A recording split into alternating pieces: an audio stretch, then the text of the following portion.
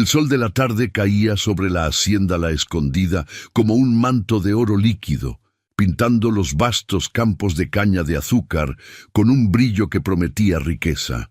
Pero para Isadora del Monte, de 19 años, esa riqueza no era una promesa. Era un hecho tan fundamental como el aire que respiraba.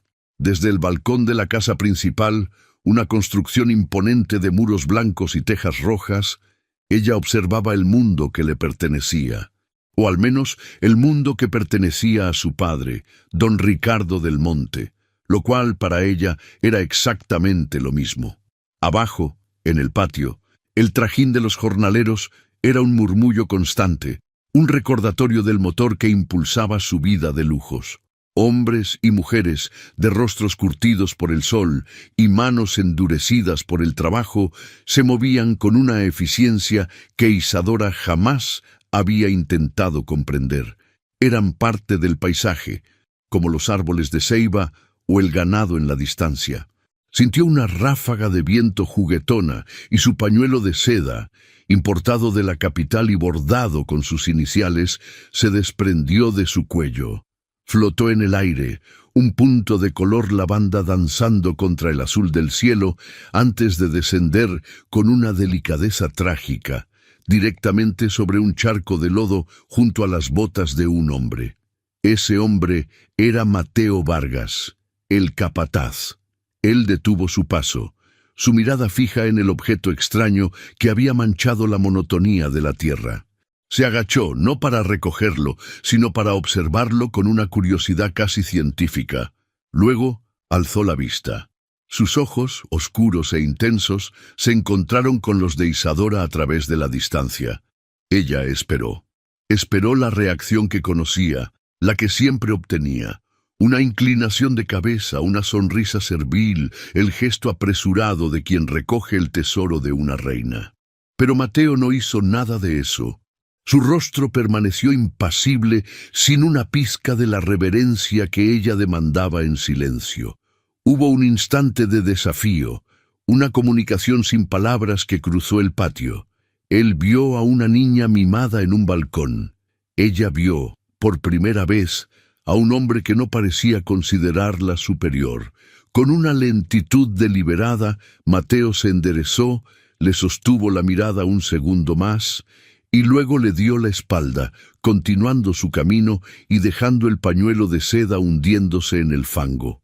Para Isadora del Monte, el mundo era un reflejo de su espejo, pero aquel día, por primera vez, el mundo se había rehusado a sonreírle de vuelta. Esta es la historia de cómo un corazón arrogante aprendió a sentir y descubrió un valor que el dinero no puede comprar. Si crees en el poder de la transformación y en las segundas oportunidades, te invitamos a que te suscribas a nuestro canal para que no te pierdas ni un segundo de este y otros relatos conmovedores. Dentro de la casa el aire era espeso con el aroma de cera pulida y el silencio de los secretos. Don Ricardo del Monte revisaba sus libros de contabilidad en el despacho, un cuarto solemne dominado por un escritorio de caoba y retratos de sus antepasados. Su ceño, normalmente una línea de autoridad férrea, hoy estaba marcado por una profunda preocupación que intentaba ocultar. La Escondida, a pesar de su apariencia de prosperidad inagotable, navegaba por aguas turbulentas. Las últimas cosechas no habían sido buenas, y una deuda considerable amenazaba con crecer como la mala hierba. La única salida que don Ricardo podía ver, la única carta que le quedaba por jugar, era su hija. El matrimonio de Isadora con don Esteban Márquez, el dueño de la próspera hacienda vecina, era más que un buen partido. Era una necesidad, un salvavidas. Esteban era rico, poderoso, y su fortuna podría sanear las finanzas de los del Monte y asegurar el legado familiar. «Isadora, ven aquí», la llamó su padre cuando ella entró al despacho, todavía molesta por el incidente del pañuelo. Ella se acercó con desgana, sus zapatos de cuero haciendo un sonido suave sobre el piso de madera. «Don Esteban llegará en 2 días», dijo él, sin levantar la vista de sus papeles. «Espero que entiendas la importancia de su visita». Su familia es una de las más respetadas. Este compromiso asegurará nuestro futuro. Tu futuro, corrigió ella en un murmullo. Ricardo finalmente levantó la vista y sus ojos cansados la taladraron. Nuestro futuro, el de esta casa, el de nuestro nombre. Eres una del monte, Isadora. Es hora de que actúes como tal. Tu madre, que en paz descanse, entendía el deber. Isadora odiaba cuando mencionaba a su madre. Era un arma que usaba para hacerla sentir pequeña, egoísta. Su madre había sido una mujer dócil que cumplió con su papel sin una queja, una sombra silenciosa en la gran casa. Isadora se había prometido a sí misma no ser una sombra. Entiendo mi deber, mintió con la barbilla en alto. No tienes que preocuparte. Sé cómo tratar a nuestros invitados. Pero en su interior, una tormenta de rebeldía se estaba gestando. No se trataba solo del matrimonio. Se trataba de Mateo, del pañuelo, de ese pequeño acto de desafío que había encendido una chispa en ella. Era la sensación de que su mundo, tan sólido y predecible, tenía una grieta. Y una parte de ella, una parte que no se atrevía a reconocer, sentía una curiosidad desesperada por ver qué había al otro lado. Su padre hablaba de deber y de nombre, pero ella solo sentía las paredes de una jaula dorada que, día tras día, se volvía un poco más estrecha, y no sabía cuánto tiempo más podría soportarlo sin intentar romper los barrotes. 2 días después, la hacienda se vistió de gala para recibir a don Esteban Márquez. Su carruaje, un vehículo ostentoso tirado por 4 caballos negros idénticos, llegó levantando una nube de polvo que parecía anunciar la llegada de un rey. Esteban descendió con la agilidad de un hombre acostumbrado a ser el centro de atención. Era apuesto, de eso no había duda, con un bigote perfectamente recortado y un traje de lino claro que desafiaba el calor y el polvo del campo. Don Ricardo lo recibió con una sonrisa ancha y un abrazo que, para Isadora, pareció más una rendición que un saludo. Desde el umbral de la puerta, ella observó a su prometido. Había una arrogancia en su postura, en la forma en que su mirada recorría la propiedad, no con admiración, sino con el ojo de un tasador calculando el valor de su nueva adquisición. Isadora querida, dijo Esteban tomando su mano y depositando un beso que no llegó a tocar su piel. Estás más radiante que nunca. El campo te sienta bien. Era un cumplido vacío, una formalidad. Ella le respondió con una sonrisa forzada y un asentimiento, sintiendo ya el peso de la farsa que estaba obligada a representar. La cena fue un evento tenso. Don Ricardo hablaba sin parar de precios del azúcar, de política y de las virtudes de unir a sus familias, mientras Esteban asentía, contribuyendo con anécdotas jactanciosas sobre sus propios éxitos. Isadora permanecía en silencio, moviendo la comida en su plato de porcelana fina, sintiéndose cada vez más atrapada. La conversación giró hacia los problemas con los jornaleros de la región, y Esteban soltó un comentario con desdén. La mano dura es el único lenguaje que entienden. Un hombre debe saber gobernar su tierra y a su gente con la misma firmeza. Cualquier muestra de debilidad es una invitación al caos. La mirada de Esteban se cruzó con la de Isadora, y ella sintió un escalofrío. En sus palabras resonaba una crueldad que le heló la sangre. Fue en ese preciso instante que una de las sirvientas más jóvenes, una muchacha llamada Ana, tropezó al servir el vino, derramando unas gotas sobre el mantel inmaculado. Fue un error mínimo, casi imperceptible, pero para Isadora fue la válvula de escape que su furia contenida necesitaba. ¡Inútil!, exclamó poniéndose de pie de un salto. El silencio cayó sobre la mesa. ¿Es que no puedes hacer nada bien? Mira lo que has hecho. Este mantel es de lino francés. ¿Tienes idea de lo que cuesta? La joven Ana se quedó paralizada, pálida de terror, con lágrimas asomando en sus ojos. Disculpe, señorita, yo lo limpiaré de inmediato. Fuera de mi vista, gritó Isadora. Don Ricardo la miró, horrorizado, no por la crueldad hacia la sirvienta, sino por la vergonzosa falta de compostura frente a Esteban. Vio su inversión, su salvación, a punto de desmoronarse por el capricho de su hija. Esteban, por su parte, observaba la escena con una sonrisa divertida, como si disfrutara del pequeño espectáculo de poder. Cuando la cena terminó y Esteban se retiró a sus aposentos, don Ricardo arrastró a Isadora a su despacho. Su rostro era una máscara de furia contenida. «¿Qué fue eso?», siseó. «¿Has perdido el juicio? Actuaste como una malcriada, no como la dama de esta casa. Esa mujer es una torpe, y no soporto a ese hombre, padre. Es un... silencio», la cortó él, con una voz que hizo temblar las ventanas. «No me importa lo que opines de Esteban. Te casarás con él. Pero antes aprenderás una lección. Dices que esta gente es inútil, que no sabes lo que cuestan las cosas. Pues bien, lo aprenderás de primera mano». Isadora lo miró, confundida. «Desde mañana», continuó don Ricardo, su voz baja y letal, «y durante las próximas 2 semanas dejarás tus vestidos de seda y tus clases de piano. Te levantarás con el sol y trabajarás como una más de ellos. Aprenderás lo que es el sudor, el cansancio y el valor de un trozo de pan. Y tu supervisor será el capataz. Mateo Vargas te enseñará a ser útil». El mundo de Isadora se detuvo. Esto era peor que cualquier castigo. Era una humillación pública, una degradación total. «No puedes hacerme esto», susurró con la voz rota. «Puedo y lo haré», sentenció su padre. «Tal vez, cuando sientas en tus propias manos el trabajo que desprecias, empezarás a valorar la vida que te he dado. Ahora, vete». A la mañana siguiente, la condena se hizo realidad. Una sirvienta le entregó un vestido de tela áspera y unas sandalias toscas. Despojada de sus galas, Isadora se sentía desnuda, expuesta. Cuando bajó al patio, las miradas de los trabajadores se posaron en ella, una mezcla de sorpresa, burla y lástima. Mateo la esperaba junto al establo. No dijo nada, solo la miró de arriba a abajo, y luego le señaló un montón de estiércol y una carretilla. Esa fue su primera tarea.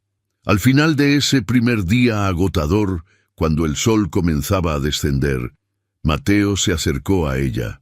«Vamos, hay que revisar una cerca en el lindero oeste».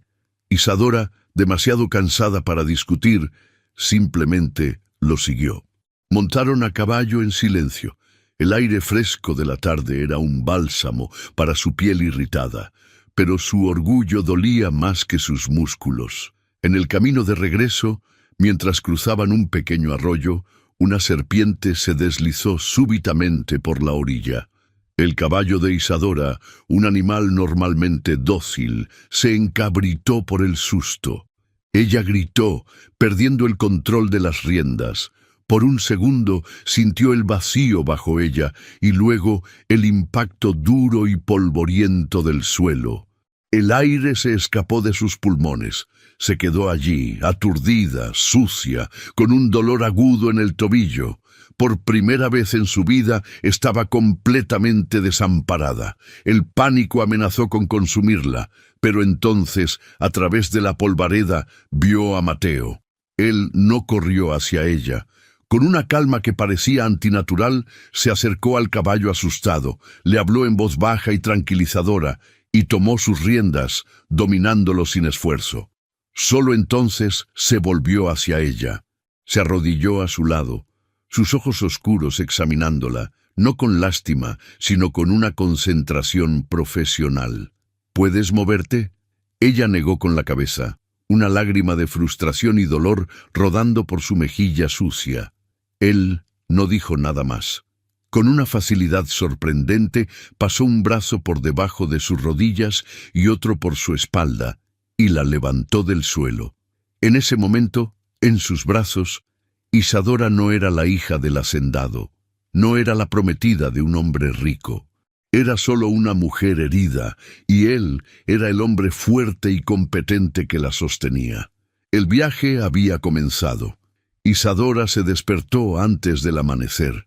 Cada músculo de su cuerpo protestaba con un dolor sordo y profundo, y su tobillo, envuelto en un vendaje que Mateo había improvisado con un trozo de tela limpia, latía con un ritmo constante.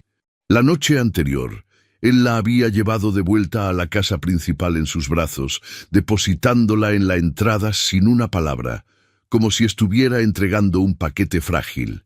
Su padre la había visto desde el umbral, con una mezcla de ira y preocupación en el rostro, pero Isadora lo había ignorado, subiendo a su habitación con la poca dignidad que le quedaba. Por un momento, acurrucada en su cama de sábanas suaves, consideró rendirse. Podía fingir que el dolor era insoportable, quedarse en su cuarto y dar por terminada esa farsa humillante. Pero entonces la imagen del rostro de Mateo acudió a su mente. No había lástima en su mirada, tampoco burla. Había una expectativa silenciosa, como si estuviera esperando a ver si se quebraría.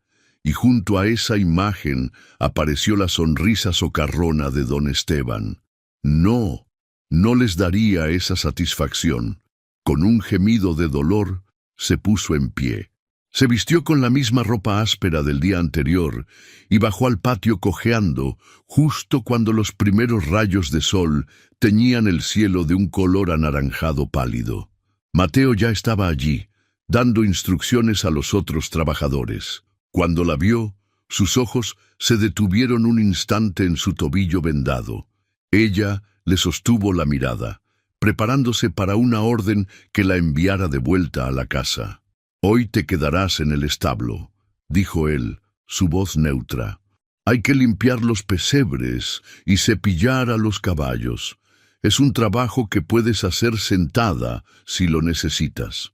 Isadora asintió, sorprendida por esa pequeña, casi imperceptible, muestra de consideración. Los días que siguieron se convirtieron en una rutina de fracasos y pequeños aprendizajes. Intentó ordeñar una vaca y solo consiguió un chorro de leche en su propia cara y una mirada de profunda ofensa del animal. Trató de reparar una cerca y terminó con una astilla en el dedo y los postes más torcidos que antes. Cargar baldes de agua desde el pozo era una batalla contra el equilibrio y la gravedad que casi siempre perdía. Los otros trabajadores, que al principio la observaban con recelo, comenzaron a verla con una especie de simpatía divertida.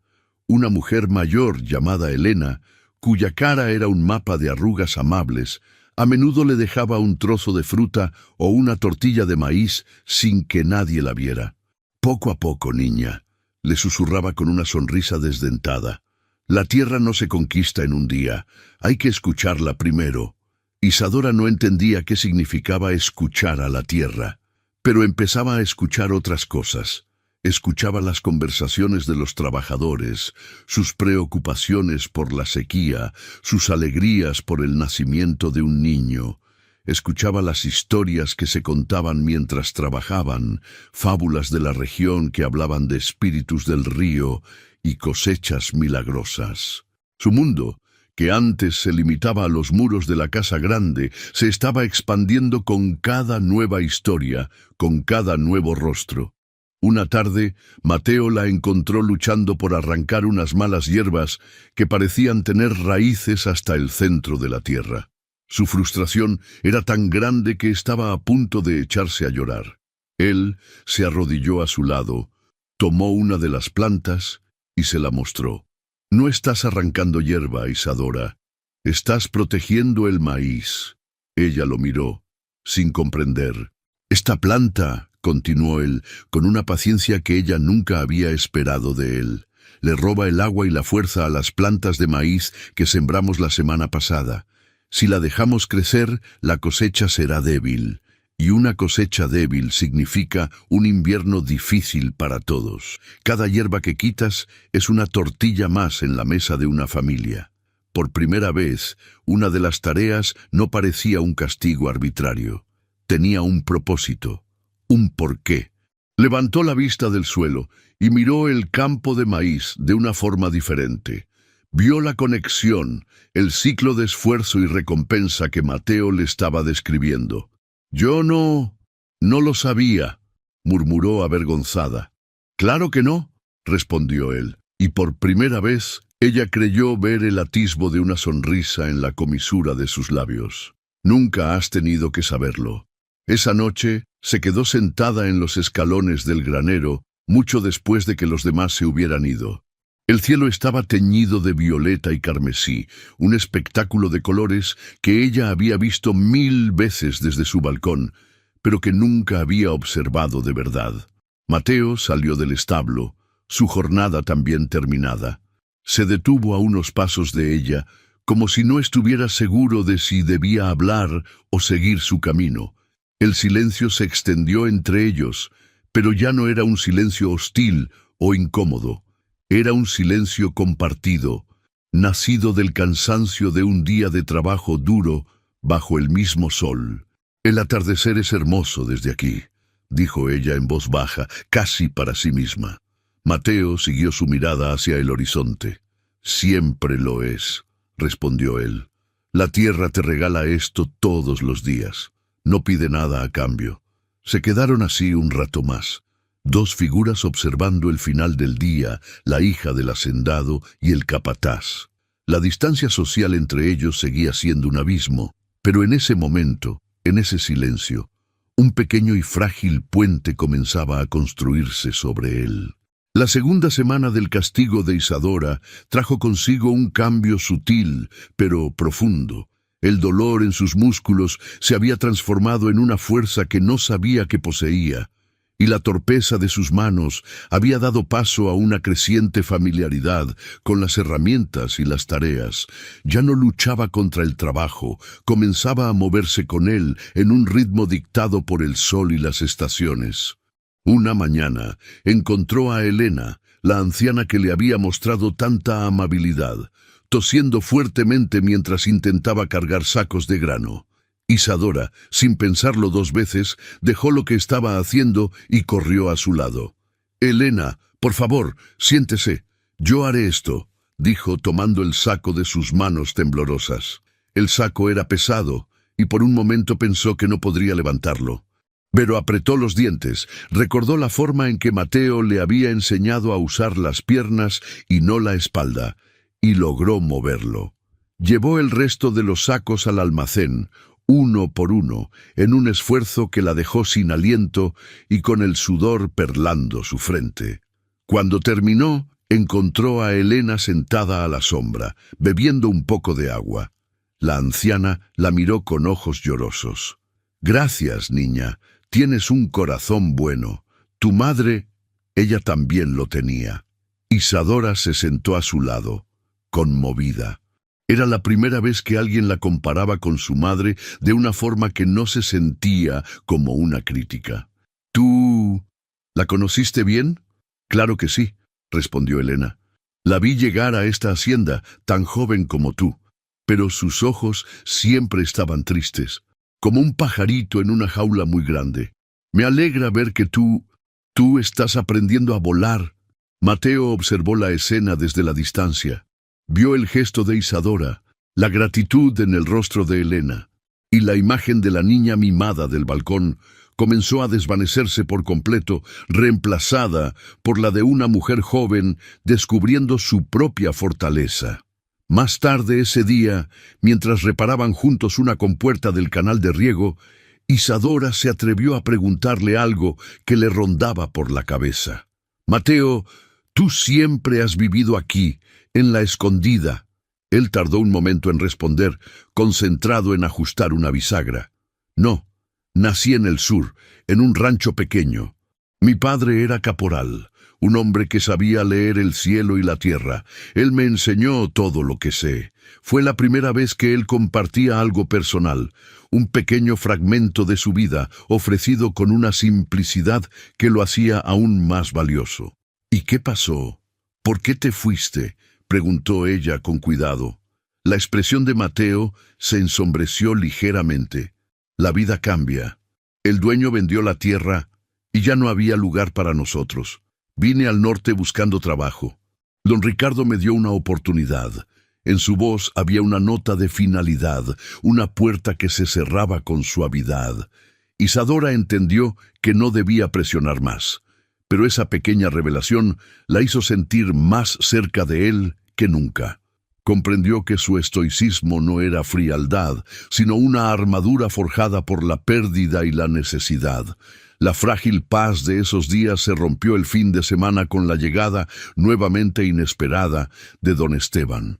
Esta vez no vino con la formalidad de un pretendiente, sino con la arrogancia de un terrateniente que inspecciona su territorio. Llegó a caballo, seguido por 2 de sus hombres, y encontró a Isadora ayudando a Mateo a herrar un caballo. Se detuvo y la miró, una sonrisa burlona curvando sus labios. «Vaya, vaya, miren a la futura señora Márquez. Mi padre me dijo que Ricardo te había puesto a trabajar, pero no imaginé que se lo tomaría tan en serio. Te sienta bien el hollín, querida. Te da un aire rústico». Isadora sintió la sangre subir a sus mejillas. «Estoy aprendiendo el valor del trabajo, don Esteban. Quizás es algo que usted debería intentar alguna vez». La sonrisa de Esteban se borró, reemplazada por una mirada fría. «Yo trabajo, Isadora, pero lo hago con la cabeza, no con las manos. Mi trabajo es tomar decisiones, decisiones difíciles». Su mirada se desvió hacia las colinas que bordeaban la hacienda. «¿Han tenido problemas con los vagabundos de por allá?», preguntó, dirigiéndose a Mateo, ignorando a Isadora por completo. «Son solo algunas familias buscando un lugar donde vivir», respondió Mateo, su voz tensa. «¿Familias o bandidos? Da lo mismo», dijo Esteban con un gesto despectivo. «Ocupan tierras que no les pertenecen y asustan al ganado. Es una plaga que hay que limpiar. De hecho, estoy planeando precisamente eso, una limpieza a fondo, para devolverle la paz a esta comarca». La palabra limpieza sonó como un disparo en el aire quieto de la tarde. No hablaba de reubicarlos, hablaba de exterminarlos. Isadora sintió náuseas, miró a Mateo y vio en sus ojos un destello de furia contenida, un fuego helado que la asustó y, extrañamente, la hizo sentir segura. «Bueno, los dejo con sus labores», concluyó Esteban, espoleando su caballo. «Vendré a cenar esta noche, Isadora. Espero que te pongas algo más adecuado». Lo vieron alejarse, seguido por sus matones. El silencio que quedó era pesado, cargado de la amenaza implícita en sus palabras. Isadora ya no sentía solo una aversión por su prometido, sentía miedo y sentía un odio puro y cristalino. El hombre con el que su padre quería que pasara el resto de su vida no era solo un arrogante, era un monstruo, y ella de alguna manera tenía que detenerlo. La cena de esa noche fue una tortura silenciosa. Don Esteban, con su encanto superficial, dominaba la conversación, hablando de sus planes de expansión y de la necesidad de orden en el campo. Isadora apenas probó bocado. Cada palabra que salía de su boca era, para ella, una mentira que ocultaba al monstruo que había vislumbrado esa tarde.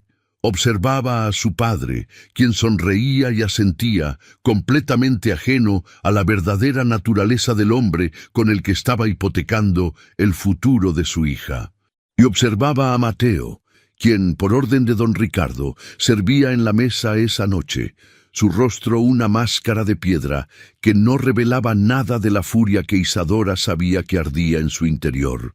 Un pensamiento, una sospecha, comenzó a formarse en la mente de Isadora. Las palabras de Mateo esa tarde. Son solo algunas familias buscando un lugar donde vivir. Él no había hablado de ellos como bandidos. Había hablado de ellos como gente. Esa noche, Isadora no pudo dormir. La amenaza de Esteban, su promesa de una limpieza, resonaba en sus oídos. Se asomó a la ventana de su habitación que daba al patio trasero y observó la hacienda dormida bajo la luz de una luna pálida. Fue entonces cuando lo vio, una figura solitaria saliendo sigilosamente de uno de los graneros. Era Mateo. Llevaba 2 bultos pesados sobre sus hombros y caminaba con prisa hacia la parte trasera de la propiedad, hacia el sendero que llevaba a las colinas. El corazón de Isadora comenzó a latir con fuerza. ¿A dónde iba? ¿Qué llevaba en esos bultos? Impulsada por una urgencia que no podía explicar, tomó una decisión que lo cambiaría todo. Se puso rápidamente unas botas, se echó un chal oscuro sobre los hombros y salió de su habitación sin hacer ruido. Seguirlo no fue fácil. Tuvo que mantenerse en las sombras, corriendo de un árbol a otro, su respiración contenida. La noche en el campo no era silenciosa. Estaba viva con el canto de los grillos y el susurro del viento, sonidos que ahora parecían amplificar cada uno de sus movimientos. Mateo caminaba con un propósito firme, sin mirar atrás, como si conociera el camino de memoria. El sendero se adentró en el bosque y la oscuridad se hizo más profunda. Isadora tropezó varias veces, ahogando pequeños gritos de dolor. El miedo le recorría la espalda, pero la necesidad de saber era más fuerte. ¿Qué secreto guardaba Mateo con tanto celo? Después de lo que pareció una eternidad, vio una luz tenue parpadeando entre los árboles. Ralentizó el paso, acercándose con el máximo sigilo. El olor a humo de leña llegó a su nariz. Se escondió detrás de un grueso tronco y miró. Lo que vio la dejó sin aliento. No era la guarida de unos bandidos. Era un pequeño campamento improvisado, un círculo de fogatas rodeado de refugios hechos con ramas y telas viejas. Y alrededor del fuego no había hombres armados y peligrosos, sino familias. Vio a mujeres meciendo a bebés en sus brazos. Vio a niños pequeños, de rostros sucios pero ojos curiosos, jugando en silencio. Vio a ancianos de espaldas encorvadas, mirando las llamas con una expresión de infinita tristeza. Vio a Mateo entrar en el claro. Los niños corrieron a recibirlo, no con miedo, sino con sonrisas de alivio. Él dejó los bultos en el suelo y comenzó a repartir lo que había dentro: pan, queso, algunas verduras y medicinas. Una mujer joven con un bebé enfermo en brazos se acercó a él y Mateo le habló en voz baja, con una ternura que Isadora jamás habría imaginado en él. Aquella escena destrozó por completo la imagen que su mundo le había pintado. Aquellos no eran criminales, eran personas, hambrientas, desesperadas, pero personas. Y Mateo no era solo el capataz de su padre, era su protector. Con el corazón en un puño, salió de su escondite y caminó hacia el claro. Las conversaciones se detuvieron al instante, todas las miradas se volvieron hacia ella, la intrusa, la hija del hacendado. El miedo y la desconfianza reemplazaron la atmósfera de calma. Mateo se giró, y al verla su rostro se endureció. La sorpresa dio paso a una expresión de profunda decepción. «¿Qué haces aquí?», preguntó. Su voz era un susurro ronco y cargado de ira. «No deberías estar aquí». Isadora ignoró las miradas de los demás. Solo tenía ojos para él. Quería ver, quería entender. Esteban, él dijo que los iba a limpiar. Se acercó a él, su propia voz temblando. «¿Quiénes son, Mateo? Dime la verdad». Mateo miró a la gente del campamento, a sus rostros asustados. Luego la miró a ella, a sus ojos suplicantes. Luchó consigo mismo por un instante, y luego la armadura de su rostro se resquebrajó, revelando un dolor profundo. «Son la gente del Rancho del Sol y de las tierras vecinas», dijo, su voz apenas audible, «o, al menos, de lo que eran sus tierras». «No entiendo», susurró Isadora. «No son bandidos», aclaró él, y cada palabra caía como una piedra. «Son agricultores, pastores, familias que fueron expulsadas de sus hogares, hombres y mujeres a quienes les quitaron todo lo que tenían. Y el hombre que se los quitó, el hombre que usó la violencia, el engaño y la usura para dejarlos en la calle, fue don Esteban Márquez». El mundo de Isadora se inclinó sobre su eje. La verdad, brutal y terrible, la golpeó con la fuerza de un huracán. el hombre con el que su padre quería casarla, el salvador de su familia. Era el monstruo responsable de todo ese sufrimiento. Isadora ahora conoce la terrible verdad. Se encuentra en una encrucijada que definirá no solo su destino, sino el de todas estas personas inocentes. ¿Qué harías en su lugar? ¿Te enfrentarías a todo por hacer lo correcto? Déjanos tu opinión en los comentarios y si esta historia te está atrapando, no olvides darle a me gusta para apoyarnos. El aire en el campamento pareció congelarse. Las palabras de Mateo flotaban en la noche, cargadas con el peso de la injusticia. Isadora miró los rostros de la gente que la rodeaba, rostros de granjeros, no de ladrones. Vio el orgullo herido en los ojos de los hombres, la resistencia silenciosa en la mirada de las mujeres y la inocencia ajena a la tragedia en los niños que ahora se aferraban a las faldas de sus madres. El monstruo no estaba en las colinas. Estaba cenando en su casa, bebiendo el vino de su padre, planeando unirse a su familia. Un fuego gélido reemplazó el shock inicial en el interior de Isadora. Una claridad de propósito, tan afilada y brillante como un trozo de vidrio roto. Se giró hacia Mateo y en su voz ya no había rastro de la niña mimada que había llegado a la escondida. «No voy a permitir que les haga más daño», dijo. Y no era una promesa, era una sentencia. Mateo la estudió, su rostro una mezcla de sorpresa y escepticismo. «Isadora, esto no es un juego. Esteban es un hombre peligroso. Y tu padre...» «Mi padre está ciego», lo interrumpió ella. «Está tan aterrorizado por la ruina que es incapaz de ver al demonio que ha invitado a nuestra casa. Pero yo no. Yo tengo los ojos bien abiertos». Se acercó a él, bajando la voz para que solo él pudiera escucharla. «Tú los ayudas desde fuera, con lo poco que puedes sacar sin que te descubran. Pero yo estoy dentro. Conozco cada rincón de esa casa, cada cerradura, cada horario. Conozco los inventarios de la despensa y del almacén de medicinas.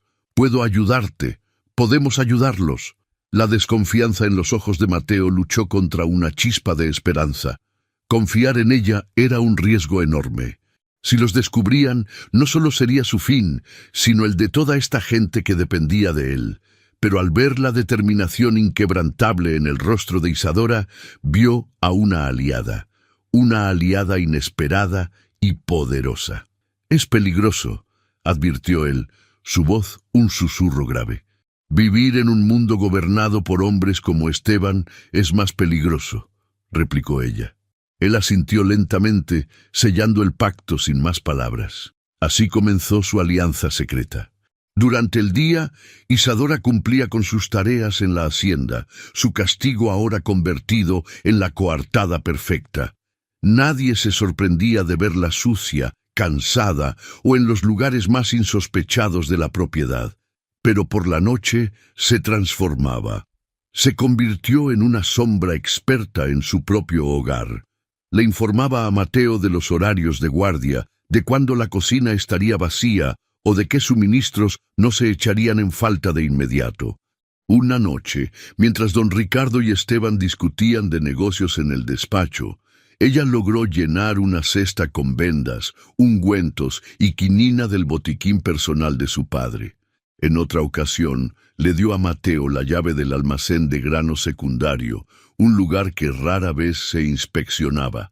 Trabajaban juntos en un silencio cómplice, movidos por una urgencia compartida. Cada saco de harina que lograban sacar, cada frasco de medicina, era una pequeña victoria contra la tiranía de Esteban.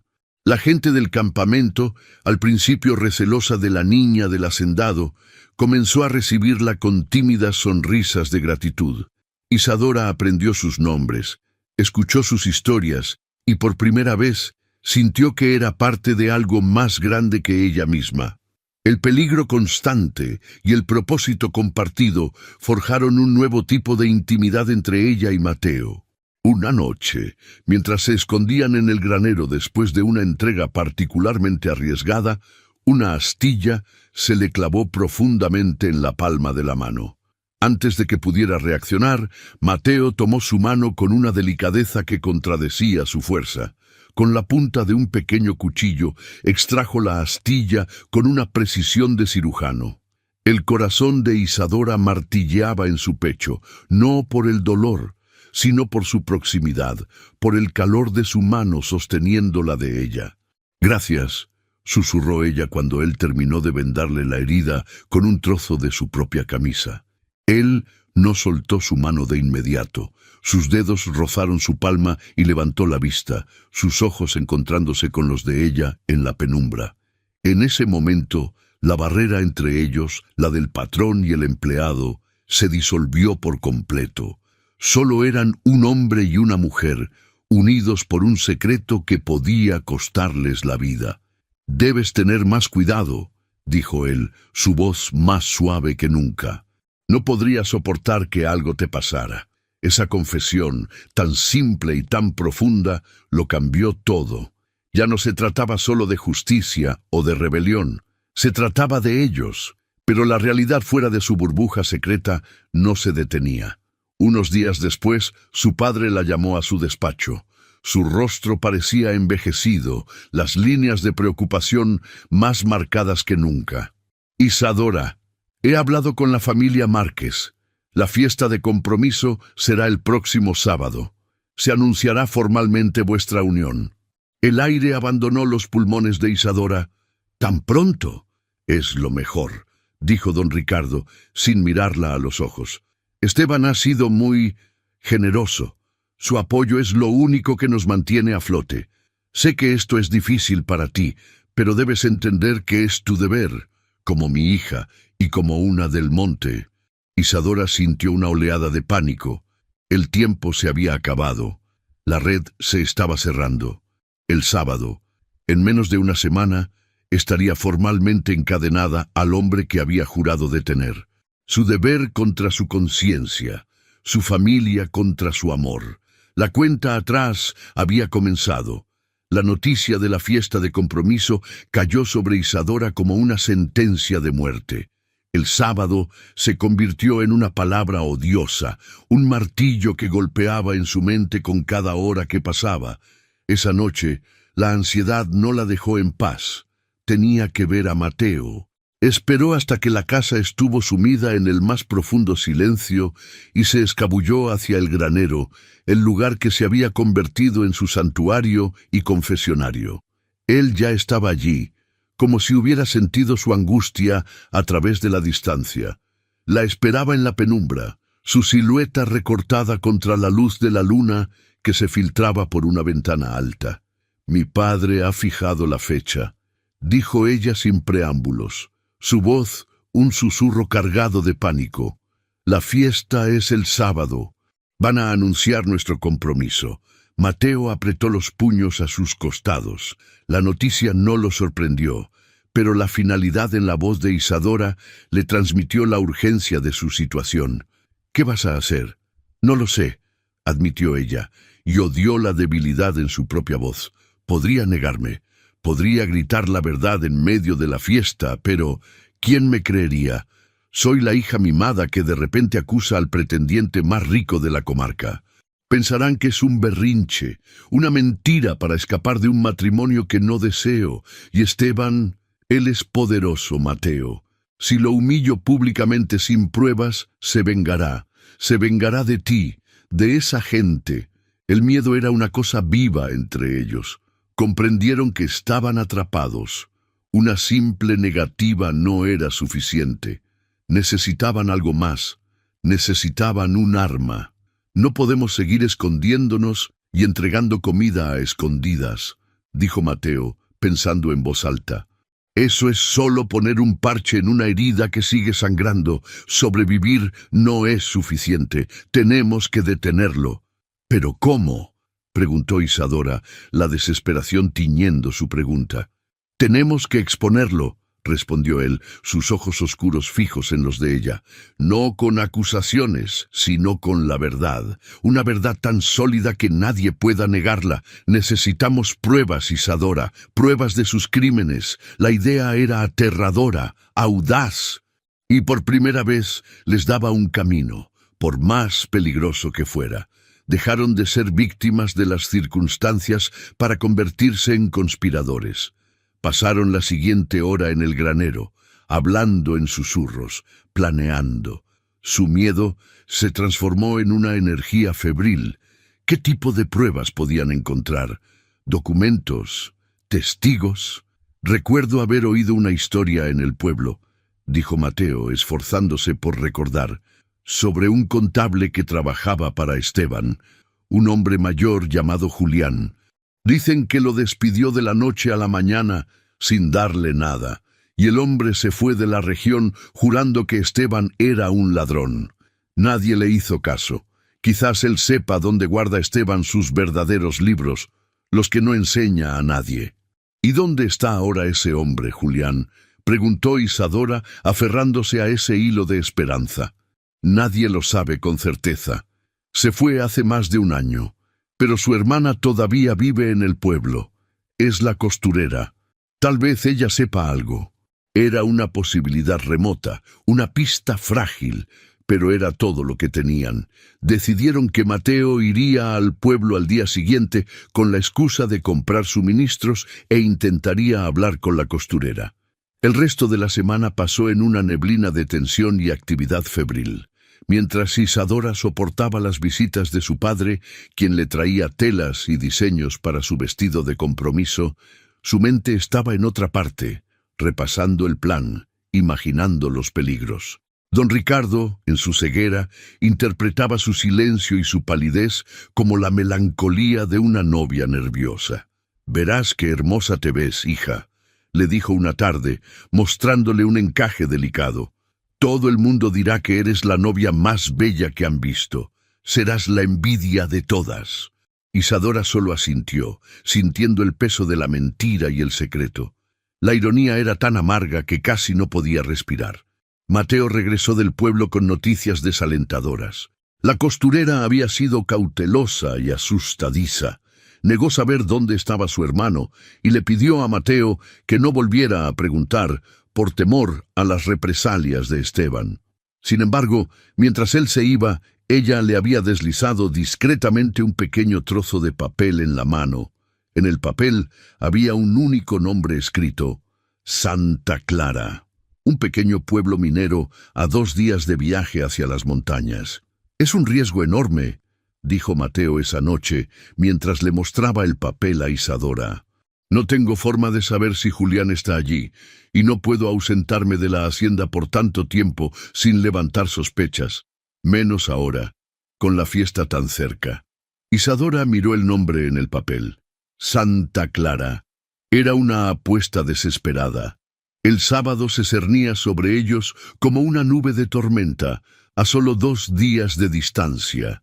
Tenían una pista, un destino, pero no tenían tiempo. El reloj seguía corriendo y cada tic-tac sonaba como un paso más hacia el abismo. Se miraron el uno al otro en la oscuridad del granero, el miedo y la determinación librando una batalla en sus ojos. La esperanza era una llama diminuta y vacilante, a punto de ser extinguida. El día antes de la fiesta llegó con una quietud ominosa, como la calma que precede a una tormenta devastadora. Para Isadora y Mateo era el día de la derrota. No había tiempo para viajar a Santa Clara. No había forma de encontrar a Julián y volver antes de que el destino de Isadora fuera sellado. Se encontraron por última vez en el establo al atardecer, y el aire entre ellos estaba cargado de una tristeza pesada. Ya no había planes desesperados ni susurros febriles, solo una aceptación silenciosa de lo inevitable. «Lo siento, Isadora», dijo Mateo, su voz ronca de emoción contenida. «Te he fallado, te arrastré a mi lucha y ahora...» «No», lo interrumpió ella, tomando su mano. Una mano callosa que se había vuelto su ancla en el mundo. «No me has fallado, me has despertado. Me mostraste un mundo que no conocía y me enseñaste a ser alguien de quien, por primera vez, puedo sentirme orgullosa. Pase lo que pase mañana, nunca me arrepentiré de eso. Él la miró, y en sus ojos ella vio un universo de cosas no dichas. El amor, el respeto, el dolor de la despedida. Se inclinó y la besó, un beso que no era de pasión, sino de una profunda y dolorosa ternura. Era un adiós. Sabían que después de la fiesta, después del anuncio, todo habría terminado. Esteban la vigilaría de cerca, y cualquier conexión entre ellos sería imposible, peligrosa. Isadora volvió a la casa principal con el corazón hecho pedazos, resignada a su suerte. Se enfrentaría a su destino con la cabeza alta, pero el fuego de la rebelión se había extinguido, reemplazado por las cenizas de la resignación. Fue entonces, mientras la noche comenzaba a caer, que ocurrió el milagro. Un jornalero se acercó a Mateo en el patio, con una expresión de urgencia. «Capataz, hay una mujer en la entrada de servicio. Dice que debe hablar con usted. Es la costurera del pueblo.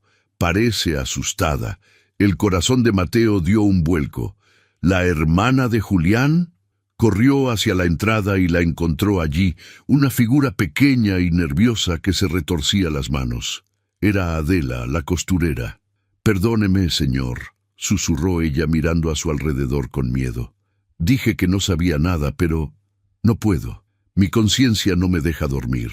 «¿Qué sucede, Adela?», preguntó Mateo con suavidad. «Oí a uno de los hombres de don Esteban en el pueblo. Estaba borracho, presumiendo. Dijo que después de la boda de su patrón con la niña del monte, recibirían la orden de limpiar las colinas para siempre, que no quedaría ni rastro de esa gente». Las lágrimas brotaron de sus ojos. «Mi hermano Julián, él siempre dijo que Esteban Márquez no tenía alma, y yo no quiero que esas muertes pesen sobre la mía». Metió la mano en su cesta de costura y sacó un paquete envuelto en tela de aceite y atado con un cordel.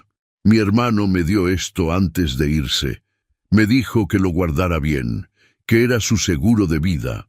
Me hizo jurar que solo lo entregaría si sabía que la vida de gente inocente estaba en peligro». Le tendió el paquete a Mateo. «Creo que ese momento ha llegado. Ahora, por favor, olvide que me ha visto». Y antes de que Mateo pudiera decir nada, la mujer se dio la vuelta y desapareció en la oscuridad. Con las manos temblorosas, Mateo deshizo el nudo. Dentro del paquete no había una carta ni una dirección. Había algo mucho mejor. Era un pequeño libro de contabilidad, el verdadero libro de Esteban Márquez. En sus páginas, escritas con la caligrafía pulcra y detallada de Julián, se registraban todas las transacciones fraudulentas, préstamos con intereses criminales, compras de propiedades a precios irrisorios a granjeros amenazados y pagos a hombres para sabotear cosechas y pozos de sus vecinos. Era la prueba, la verdad irrefutable, escrita de puño y letra por el propio contable del diablo. Mateo corrió hacia la casa principal. Sabía que arriesgaba todo al acercarse, pero tenía que mostrárselo a Isadora. Hizo una señal que habían acordado, un silbido suave que imitaba a un pájaro nocturno bajo la ventana del despacho. Cuando Isadora lo vio, su corazón saltó. Le abrió la ventana y él entró sigilosamente. Sin palabras le mostró el libro. Mientras ella pasaba las páginas, sus ojos se abrieron con incredulidad y luego con una euforia salvaje. La resignación se evaporó, reemplazada por una adrenalina helada. No estaban derrotados, estaban armados. «Esto lo cambia todo», susurró ella, su voz vibrando con una nueva fuerza. «Mañana, en la fiesta», dijo Mateo, su plan formándose rápidamente. «Frente a todos, frente a tu padre y a las familias más importantes de la región. ¿No será una acusación?», añadió Isadora, una sonrisa peligrosa dibujándose en sus labios. «Será una ejecución». Pasaron la siguiente hora afinando los detalles. ¿Quién hablaría primero? ¿Cómo presentarían la evidencia? ¿Cómo asegurarse de que Esteban no pudiera escapar o destruir el libro? Cuando Mateo finalmente se fue, Isadora se quedó sola en el despacho. Se sentía como una persona completamente diferente. La niña que lloraba por un pañuelo de seda había muerto. La joven que se resignaba a un destino miserable había desaparecido. Se dirigió a su habitación. Sobre su cama esperaba el vestido para la fiesta de compromiso. Un diseño extravagante de satén y encaje, elegido por su padre para exhibirla como un trofeo. Lo miró por un largo momento. Luego, con una calma absoluta, lo tomó y lo puso sobre una silla. Ya no era el vestido de una víctima que iba al sacrificio. Era la armadura de una guerrera que se preparaba para la batalla. La noche de la fiesta, la hacienda La Escondida resplandecía. Candelabros de cristal brillaban en el gran salón. La música de un pequeño cuarteto flotaba en el aire, y los invitados, las familias más ricas y poderosas de la comarca, paseaban con sus mejores galas, bebiendo vino y hablando de negocios. Era una escena de opulencia y poder, una fachada perfecta para las mentiras que se escondían debajo. Isadora bajó las escaleras y todas las miradas se posaron en ella. Llevaba el vestido de satén y su cabello estaba recogido en un peinado elegante. Pero su expresión no era la de una novia feliz. Había una calma gélida en sus ojos, una determinación de acero que endurecía sus rasgos. Don Esteban se acercó a ella, tomándola del brazo con un aire de posesión. «Espléndida, querida mía». «Absolutamente espléndida», susurró él, lo suficientemente alto para que otros lo oyeran. «Seremos la pareja más envidiada de la región». Isadora le dedicó una sonrisa que no llegó a sus ojos. «No tienes idea, Esteban». Don Ricardo, radiante de orgullo y alivio, los observaba desde el otro lado del salón. Su plan, su salvación, estaba a punto de concretarse. Vio a Mateo de pie junto a una de las puertas de servicio, vigilante y tenso. Sus miradas se cruzaron por un instante. Ricardo frunció el ceño, extrañado por la presencia del capataz dentro del salón, pero la euforia del momento lo distrajo. Llegó el momento culminante. Don Ricardo pidió silencio con una copa en la mano, y junto a él se paró un sonriente don Esteban. «Mis queridos amigos, mi apreciada familia», comenzó Ricardo, su voz resonando con falsa emoción. «Es para mí un honor y un privilegio inmenso estar aquí esta noche para...» «Padre». La palabra fue un susurro, pero cortó el aire como un cuchillo. Todos se giraron hacia Isadora, que se había separado del brazo de Esteban. Don Ricardo la miró, confundido. «¿Isadora? ¿Qué ocurre? Me temo que este anuncio no puede continuar», dijo ella, su voz clara y firme, resonando en el silencio repentino. Se escucharon murmullos entre los invitados. Esteban soltó una risa forzada, tratando de aligerar la tensión. «Ah, los nervios de la novia. Es comprensible. Querida, no es momento para...» «No estoy nerviosa, Esteban. Estoy informada», replicó Isadora mirándolo directamente a los ojos. Y en ese momento, Esteban vio algo en su mirada que borró su sonrisa. Vio que no era un juego. Y antes de que se anuncie cualquier compromiso, creo que nuestros invitados merecen saber exactamente con qué clase de hombre están compartiendo la velada. La tensión en el salón se hizo palpable. Don Ricardo estaba pálido de ira. «Isadora, ¿qué estás haciendo? Has perdido la cabeza. Pide disculpas inmediatamente». «La única persona que debe pedir disculpas aquí es don Esteban Márquez», continuó Isadora, su voz subiendo de volumen. «Disculpas a las familias que dejó en la calle. Disculpas a los hombres a los que les robó su tierra y su dignidad». «¡Esto es un ultraje!», gritó Esteban, su rostro enrojeciendo. «Es el delirio de una niña histérica que no quiere cumplir con su deber. No tienes ni una sola prueba de estas calumnias». «¿Ah, no?», preguntó Isadora con una calma letal. Esa era la señal.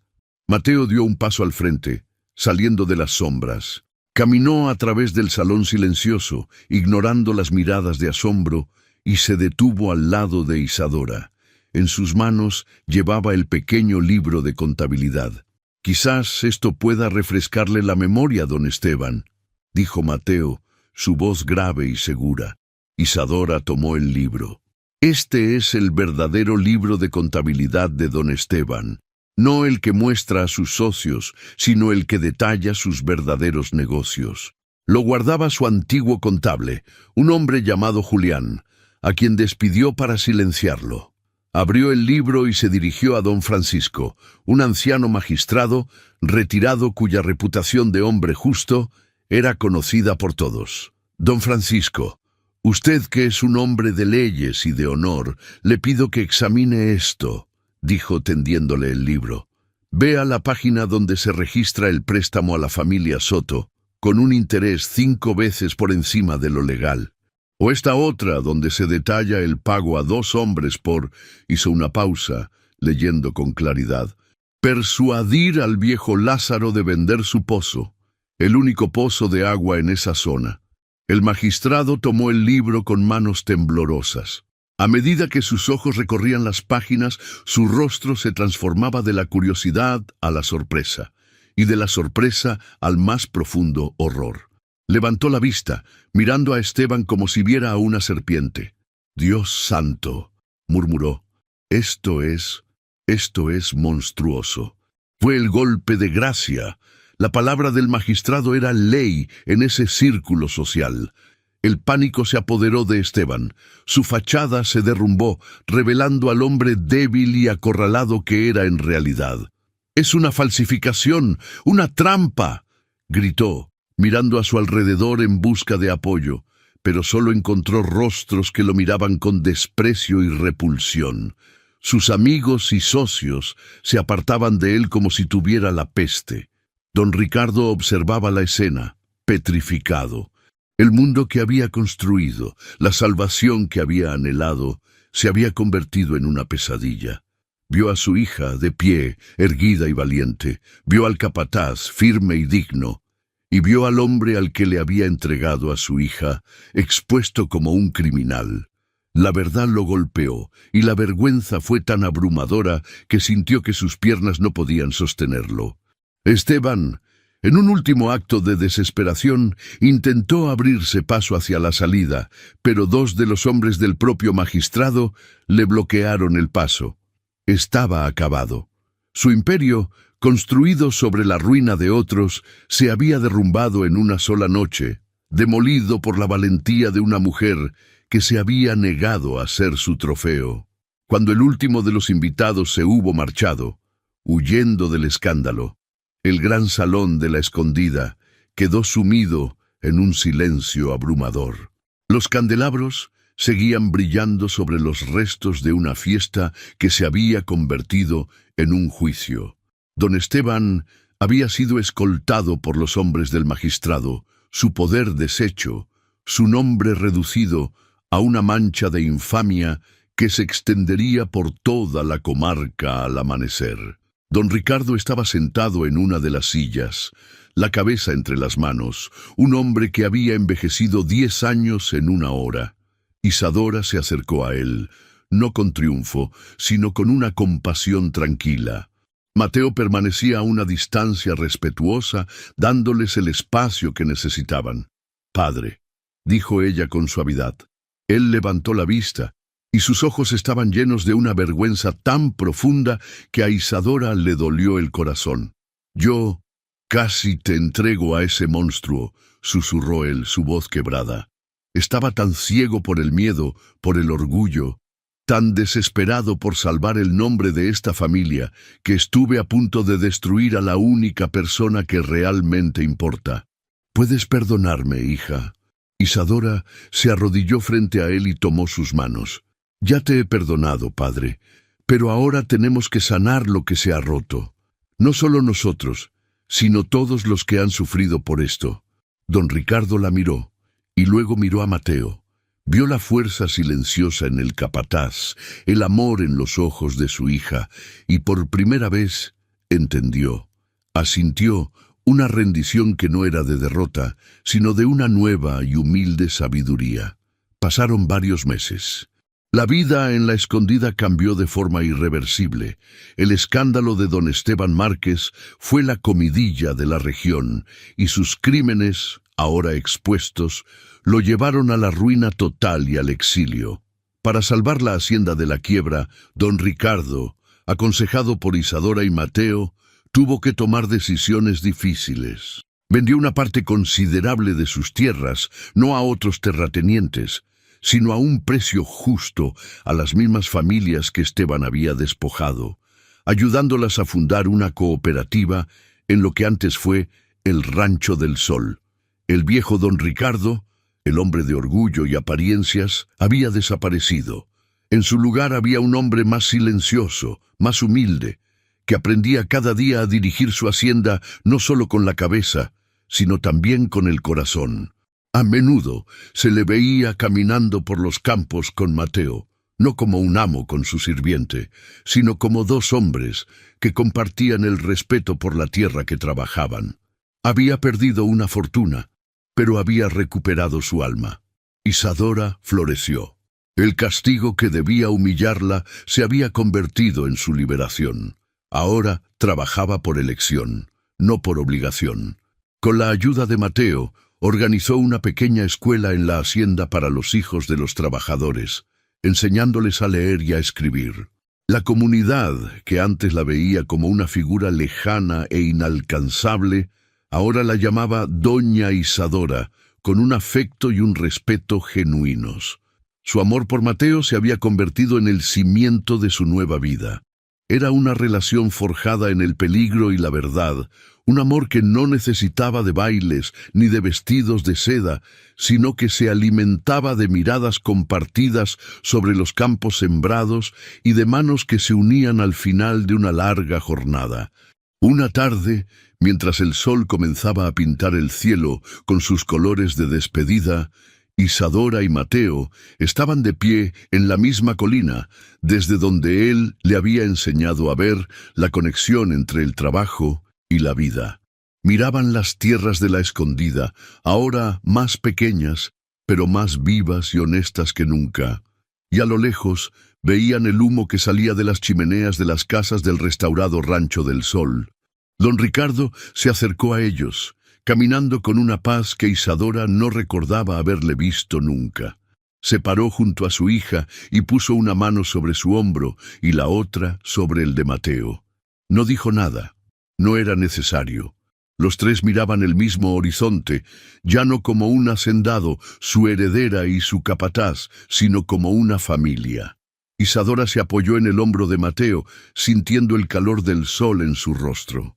La niña del balcón había buscado su valor en los lujos y en los espejos, pero la mujer en la que se había convertido lo había encontrado en la tierra bajo sus pies, en el respeto de su gente y en el corazón de un hombre bueno, pues el verdadero lujo no es lo que se posee, sino lo que se cultiva, no solo en el campo, sino también en el alma.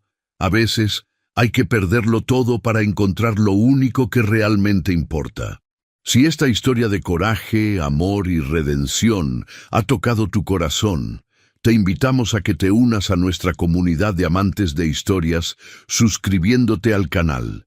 No te pierdas nuestros próximos relatos, creados para cautivar tu mente y emocionar tu alma. Haz clic en el siguiente video que aparece en pantalla y hasta la próxima vez.